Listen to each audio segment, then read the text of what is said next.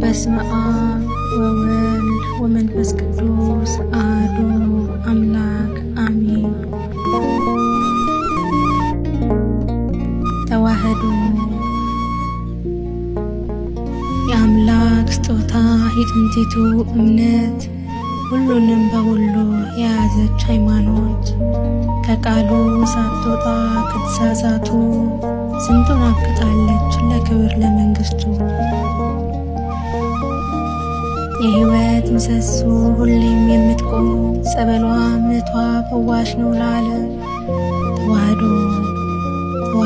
ብቻ እንከን የሌለባት ዘላለም የምትኖር ጽኑኛ እምነት የነቢያት ጽናት የሐዋርያት ትምህርት ይፈልቃል ከውስጧ የጌታ ታምራት የክርስቶስ ስብከት ፍቅሩ መሠረቷ በደሙ የገነባ ሥርዓተ ጉልላቷ ሆኖላት አጸና እስከዚህ ዘመን ገና ያኖራታል እያየ በዓይን ስጦታ ሰጥቷታል እናቱን እንደናት በዮሐንስ በኩል እኛም ተሸልመናት አእላፍ መላእክት ሁሌ የሚጠብቋት የቅዱሳን ምልጃ ፍጹም ሳይለያት ታምና ትኖራለች በፍቅር በጽናት ይህቺ ተዋህዶ ነች የማትጠፋ ናት።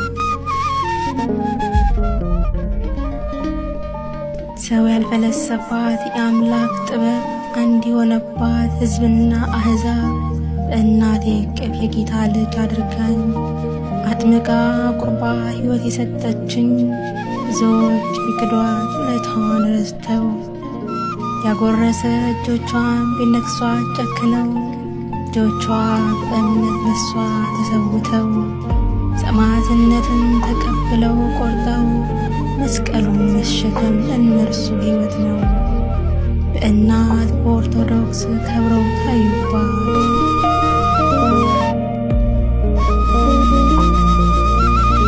ቃሉን ስናነበው ይህ ሊሆን ግድ ነው። እውነተኛይቱን የሚመሰክር ነው። እስቲ ሆን ግድ የለም ለጌታ ትቻለው። ትንቢቱ የሚፈጸም መምጫውም ቅርብ ነው። ከጠባቢቱ በር እነሆ ገብተናል። መከራው ስቃዩ መቼ ያስቆመናል? መስቀሉን አንግተን ታቦቱንም ይዘን ስንሞት ስንሰደድ ስንወድቅ እንኖራለን። ይህ ጊዜ አምላክ በእውነት አየን። በብዙ መከራ የእርሱ ልጆች ተባልን። ጸንተን ደግሞ እንቁም በሃይማኖታችን እንማር እንመስክር ኋላ ሳይፈረድብን። ሁሌም ማትጠፋ ማትታደሰው ሰጠ አምላክ ነው አይደለም ከሰው። በዚያን ጊዜ ለመከራ አሳልፈው ይሰጧችኋል ይገሏችኋልም። ስለ ስሜ በአሕዛብ ሁሉ የተጠላችሁ ትሆናላችሁ። እስከ መጨረሻ የሚጸና ግን እርሱ ይድናል። የማቴዎስ ወንጌል ምዕራፍ 24 ከቁጥር 9 እስከ 13። ወስብሐት ለእግዚአብሔር።